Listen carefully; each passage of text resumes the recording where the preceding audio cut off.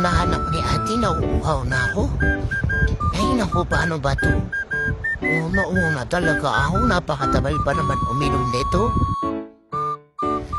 Uy, ate, bilisan mo naman, please. Lasap na lasap ko na ang tubig. Baka naman pwede mong bilisan na ba? Ay, naku. Ay,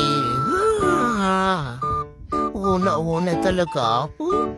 Kut wala pa, sama naman ito si ate, sinasadya na lang. Patingin, may natira pa ba? May natitira pa ba dyan? Baka naman pwede mo kong tira, no? Uhaw na kasi ako, ate. Please. Stop na, ate. Huwag mo ubusin. Patikim ako. Ate. Ate naman eh. Baka naman pwede mo na akong painumin. Sinasadya mo na lang eh. Ayaw ba talaga akong painumin? Ala, inubos talaga niya, oh. Inuubos talaga niya, oh. Sobra naman to talaga si ate, napaamang asar talaga. Patigim. Nay, ano?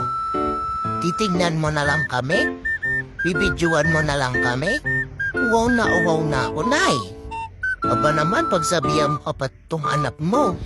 Parang sinasadya na lang niya na hindi ako makainom. Kapag dyan umalis, ay naku, salamat naman na painom na ako.